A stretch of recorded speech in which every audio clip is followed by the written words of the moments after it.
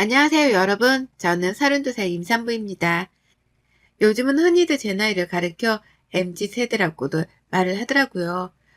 저도 모르는 사이에 제가 젊은 구성원들 사이에 껴있는 나이가 되어 있더라고요. 하지만 저는 은근히 꼰대인데다가 아닌 건 아니라 말도 할 줄 알아야 하는 지극히 평범한 보통의 인생을 사는 30대 여자랍니다. 오늘 저는 그런 제가 시어머니하고 부딪히며 겪게 된 불화에 대해서 소개를 해드리려고 해요. 저로서는 도무지 일어나서도 안 되는 일이라 생각이 들었기 때문에 충분히 욕을 먹일 각오를 하고 미리 글을 쓰게 되었답니다. 사연을 다 듣고 제게 공감을 해주신다면 시원한 사이다 욕을 빼먹지 말고 남겨주세요. 저는 현재 출산을 코앞에 두고 있는 만삭 임산부입니다. 제게는 결혼 후 두 번째로 가진 아이이지만 출산을 하기는 처음인 제 첫 아이죠. 남편이랑은 직장에서 만나 사내 결혼을 했고 2년 전 임신을 했었을 때에 제가 직장을 그만두었습니다. 사실 사내 연애에 결혼까지 했다며 저를 불편하게 바라보는 여직원들이 꽤나 있었거든요. 남편이 직급이 높은 상사인 것도 한 몫을 했고요. 불편해하는 동료들을 보며 언젠가는 그만둬야겠다 싶었는데 아이를 임신하면서 그게 발단이 되었답니다. 그리고는 바로 직장을 그만두고 태교에 몰두를 하려 했었죠. 하지만 그 아이를 유산했고 그 후 한동안 아이 소식이 없었어요. 계획했던 일들이 모두 다 흐지부지 되어버리게 되며 저도 한동안 많이 힘들었고 그 후유증으로 살이 대폭 빠지는 지경에까지 이르렀답니다. 제 키가 170이고 평상시 몸무게가 60kg를 좀 넘었는데요. 거의 10kg 정도가 빠져버렸으니 딴 사람이 되었다고 해도 과언이 아니었죠. 보통 때 같았으면 그렇게 빼려고 하던 살이 한꺼번에 빠져버린 것에 대해서 무척이나 만족해 했을 겁니다. 바지도 아무거나 잘 들어맞고 거울을 보니 빼빼 마른 것이 자폭을 좀 보태서 모델 같기도 하더라고요. 키가 컸으니까요. 하지만 그건 아주 잠깐 제 모습을 들여다볼 때나 드는 생각이었습니다. 저는 하나도 기쁘지가 않았어요. 하나도 오래도록 예뻐 보이지도 않았고요. 오히려 아이 생각에 건강 걱정까지 되니까 마음고생이 상당했습니다. 내가 이러다가 아이뿐만 아니라 내 몸도 잃는 게 아닌가 싶어서 말이죠. 남편이랑 건강검진 받으러 다녀보고 아이를 다시 임신하기 위해서 여러 가지 관련 검진도 덩달아 받았어요. 다행히 몸에 문제는 없다고 했으나 저희 부부는 여러 가지 상황들에 맞물려 그 시기가 참 힘들었습니다. 욕심인 줄은 알지만 얼른 아이도 다시 생겼으면 좋겠었고요. 그리고 그 당시 저는 제 몸과 건강 그리고 아이 때문에 힘든 것과는 별개로 시어머니 때문에 눈물까지도 훔쳤습니다. 가뜩이나 마음고생이 심한 저에게 힘든 한 숟갈을 더 얹어주셨던 거죠. 처음에는 아이를 유산했던 것을 이유로 핀잔을 주셨어요. 믿기지 않지만 아이를 잃은 엄마에게 정말로 핀잔을 주셨답니다. 몸 관리를 도대체 어떻게 했길래 멀쩡하던 아이가 사라지냐면서 저를 이해하지 못하겠다고 하더라고요. 자연유산이 되는 건 다 의사들이 말하기 귀찮아서 뱉어내는 핑계에 불과할 뿐이라고 하면서 말입니다. 저도 유산을 한 이유를 잘 안다면 얼마나 좋을까요? 하지만 아는 게 없었고 그저 아이는 그렇게 사라질 수 있다고 하니까 그걸 받아들이려고만 했습니다. 헌데 시어머니는 분명 제가 잘못을 한 이유가 있을 거라면서 몇 번이고 취조를 하듯이 물어대셨어요. 뭘 먹었고 뭘 어떻게 하고 다녔는지, 집에서는 뭘 하면서 지냈는지 등등 제 일상 일거수일투족을 알아보려고 따져드셨죠. 그 바람에 저는 늘 어머님이랑 대화만 하고 나면 죄인이 된 기분이 들곤 했습니다. 잊고 싶은 아이 얘기를 계속해서 끄집어내셨으니까요. 그에 더불어 저를 탓하고 가르치려 드니까 어머님하고는 대화가 전혀 기분 좋을 리가 없었답니다. 그건 옆에서 지켜보던 우리 남편도 마찬가지였고요. 살이 빠지다 못해 점점 해골이 되어가는 듯한 아내의 모습을 보는 게 가뜩이나 불안하고 걱정이 되던 와중이었는데 시어머니란 사람이 거기다 대고는 잃은 아이의 얘기를 반복해서 꺼내 보이니 대화 자체가 참담해 보였던 거죠. 이러다 아내가 더 힘들어하다 살도 더 빠지고 힘들어질 수 있겠다 싶어서 급기야 남편이 나서서 시어머니를 말리기 시작했어요. 아예 대화 자체를 듣게 하지 말도록 해야겠다 싶었던지 한동안은 시댁으로의 발걸음도 하지 않으려 했고요. 저는 그걸 발판 삼아 아주 조금은 남편에게 기대어 살았습니다. 아주 조금은 남편에게 기대어 시어머니도 있고 또 시어머니 입에서 튀어나오는 막말도 안 들으려고 방패 삼아 살았네요. 그러던 중에 자연스레 마음의 안정이 찾아온 건지 저는 다시 아이를 임신했어요. 지금은 아이가 완전하게 착상도 되어 무럭무럭 자라서는 곧 세상 밖으로 나올 준비를 하는 중이고요. 다만 얼마 전 있었던 연예인의 유산도 그렇고 또 저 또한 불안한 마음이 너무 큰지라 끝까지 조심하고자 최선을 다하고 있었습니다. 언제 또 어떻게 아이를 잃을지 모른다는 생각에 엄마로서 제가 할 수 있는 건 다 해보고자 했네요. 그런데 저희 어머님은 참 독하더라고요. 정말로 내가 사랑하는 남자의 엄마가 맞나 싶을 정도로 시어머니의 일거수일투족을 있는 그대로 받아들이기가 힘들었습니다. 제게 너무 독하고 또 매정하셨으니까요. 아이를 잃고서 살이 많이 빠져가던 그 시기에 어머님은 제 몸매 평가도 서슴찮게 하셨어요. 대놓고 살이 빠졌다는 말을 하는 게 아니라 돌려가면서 살이 빠진 걸 창피해하라는 식으로 까내리는 고단수에 심으셨습니다. 이를테면 제가 훌쩍 빠져버린 살이 속상하면서도 감추고 싶었던 마음에 잠시 쇼핑으로 울적한 마음은 달린 적이 있었어요. 속으로는 펑펑 울면서 빠져버린 몸에 맞는 옷을 샀고 그 옷을 입고는 남편을 만났다 시댁으로 곧장 향했던 적이 있었습니다. 그렇게라도 힘든 걸 풀고 싶었거든요. 근데 어머님이 꾸미고 온 저를 보고 그러더라고요. 저렇게 볼품없는 사람을 처음 본다고요. 정확히 이렇게 말씀을 하시며 제 머리 끝에서 발끝으로 눈을 흘기셨습니다. 겉으로라도 예쁘다고 말씀을 해주실 법도 한데 그 입에서는 절대로 칭찬이 나오질 않았어요. 저도 살면서 볼품없단 몸매 평가는 처음 들어봐서 순간 오해를 할 뻔했고요. 그날 어머님은 입에 침이 마를 때까지 저보고 살이 왜 이렇게 빠졌냐며 남편 생각은 안 하잔 잔소리를 퍼부으시며 훈기만 하셨고요. 아이 잃은 지 얼마 안 되었던 저는 도끼가 서려선 꾸역꾸역 밥만 먹다가 집에 와 모두 다 토해냈어요. 하여간 어머님의 차가운 말씀들 덕분에 저는 정신머리가 남아돌지를 못했답니다. 언제 한번 단단히 미쳐 태송통곡을 하더라도 이상할 것이 전혀 없었죠. 그리고 이렇게 살에 지독할 만큼 냉정하고 투박하셨던 저희 어머님은요. 지금 현재 180도로 태도가 변질되셨답니다. 변했다가가 아니라 변질되었다고 표현하는 게 딱 들어맞을 정도로 사람이 더 이상해지셨어요. 살이 빠졌을 때는 볼품없다면서 사람한테 해서는 안 된 말들을 꺼내더니만요. 이제는 제가 임신을 하고서 잘 먹는다고 살이 찌고 포동포동해지니 살이 쪘다고 난리시더라고요. 살이 빠졌을 때는 빠졌다고 난리, 쪘을 땐 쪘다고 난리, 뭘 해도 제가 마음에 안 드시는 게 분명한데 그걸 주둥이 단속을 못하신 채 털어놓으신 겁니다. 저는 현재 아이를 유산했다가 겨우 다시 임신을 한 만삭 임산부입니다. 그냥 임산부여도 보통 만삭에는 이 정도 찌거든요. 저는 살이 거의 10kg 가까이 더 빠졌다가 만삭이 되고서는 이제 겨우 25kg 정도가 불어났습니다. 천하적 몸무게를 기준으로 한다면 15kg를 찌운 꼴밖에 되질 않았어요. 또 아이를 잃을까 싶어 걱정이 되었는지 친정에서도 그렇고 남편도 그렇고 무조건 잘 먹으라고 또 먹고 싶은 건 없냐면서 제게 먹을 것만 물어봐주고 찾아주며 지냈습니다. 저도 어떻게든 건강하게 아이를 낳기 위해서 최대한 몸에 좋다는 건 다 찾아가면서 먹고 지냈고요. 그런데 그 중에서 아주 유일하게 저희 시어머니께서만 제 살을 가지고 문제를 삼으셨습니다.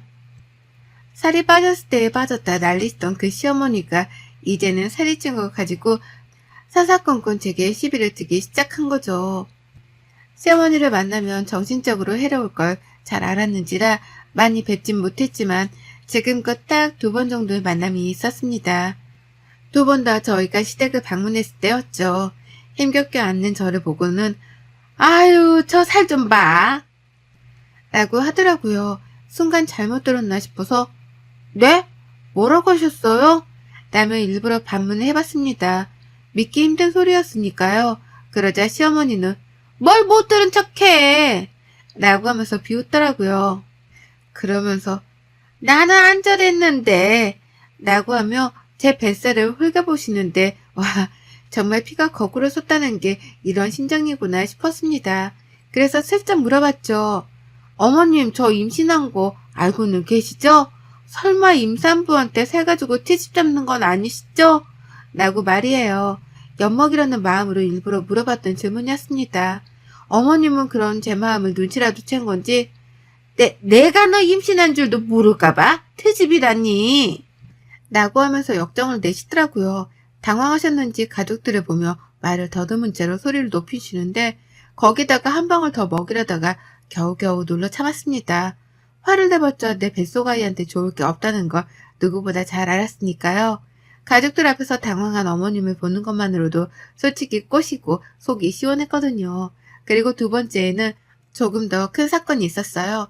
전번에 저한테 당하게 많이 안 입고 오셨던지 어머님이 이번에는 절 엿먹이려고 작정을 하셨더라고요. 집으로 걸어 들어오는 저를 보면서 아이고 누가 보면 쌍둥이라도 임신한 줄 알겠다. 세상 임신은 너 혼자 다 했네 다 했어. 라고 깔깔깔 거리셨습니다. 그 말을 듣는데 기분이 나쁘더라고요. 지금 나한테 또 살찐 걸로 문제를 삼는 건가 싶어서 말이죠. 그냥 마지못해 웃었고 밥을 먹으려는 순간까지도 최대한 화를 내지 말자 스스로 다짐했습니다. 그리고는 밥을 먹으려는데 순간 흠칫대더라고요. 제 밥그릇에 밥이 절반 가까이나 비워져 있는 거예요. 이게 뭔가 싶어 자연스레 옆에 있던 남편의 밥그릇을 보는데 탄식이 절로 나왔답니다. 남편 밥그릇에는 고봉밥처럼 수북하게 밥이 쌓여 있었거든요. 저하고는 너무나 비교가 되게 말이죠. 그걸 보며 시어머니를 보는데 그 얼굴에 밥그릇을 확 던져버리고 싶다는 충동까지 들었어요. 그걸 겨우 참아가며 남편을 바라보니 남편도 이내 밥그릇 양의 차이를 알아차리고는 황급하게 자신의 밥그릇을 바꿔주더라고요. 그리고 전 남편이 바꿔준 밥그릇을 오히려 더 당당하게 먹었습니다. 시어머니 속 아프시라고 말이죠. 아니는 다를까 어머님은 옆에서 밥 터줄까? 라고 하며 남편에게 몇 번이고 물었는데요. 남편도 시어머니한테 실망했던지 밥맛 없어. 라는 단답을 하며 거부를 했어요. 결국 그날 저는 시어머니의 잔머리 덕분에 남편의 밥까지 뺏어 먹어가며 밥을 가장 많이 먹었답니다. 그리고 그날 어머님은 집으로 돌아가는 제게 나지막히 말씀하셨죠. 얘 생각해서 적당히 좀 먹어라. 라고요. 못 들은 척 시선을 회피한 채 시댁을 나왔는데 집으로 오니 너무 분했습니다. 한마디라도 제대로 반박을 했어야 하나 싶어 후회가 막심했죠. 지 손주를 가진 며느리인데 밥을 적당히 먹으란 소리가 나오나 싶어 제정신이 아닌 것 같아 보였고 부디 아이를 낳기 전까지는 다시 보지 말았으면 좋겠다는 생각이 간절했습니다. 물론 남편도 저하고 같은 생각이었고요. 하지만 결국 저희는 출산 전 다시 만났어요. 바로 저희 집에서 말이죠. 저희 부부는 그 누구도 초대를 하지 않았지만 어머님께서 출산 전에 밥 한 끼를 같이 먹어야 하는 게 아니냐면서 예의를 운운하더라고요. 앞서 말씀드렸듯이 제가 비록 MZ세대에 속하기는 해도 나름 꼰대이고 예의 같은 건 무지하게 중요시하는 사람이거든요. 할 말 못할 말을 가려야 한다고 생각하는 사람이 바로 저였습니다. 그런데 어머님 입에서 먼저 어려서 그런가 뭘 참 모르네 라는 말과 함께 예의라는 단어가 나오니 화가 치밀어 올랐어요. 그리고는 그러면 안 되는 거였지만 제 화에 못 이겨 어머님을 집으로 초대했습니다. 어디 예의 운운할 거면 얼굴이라도 마주보고 해보려는 마음에서였죠. 그렇게 시작된 저녁 식사였어요. 전 당연히 만삭이니 제대로 된 상차림을 준비하기 어려웠지만 주말이었고 저희 남편도 요리를 제법 하는지라 이번 식사는 모두 다 남편이 책임을 졌습니다. 자기 부모님이 오시는 거니 자기가 차린다며 남편은 너무나 당연하게 부엌으로 들어가 칼자를 쥐었네요.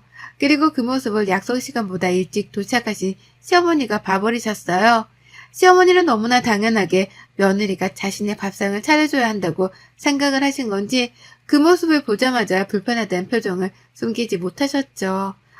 어찌나 뾰루통에 있던지 괜히 자기 아들을 한 번씩 째려보기도 하셨고요.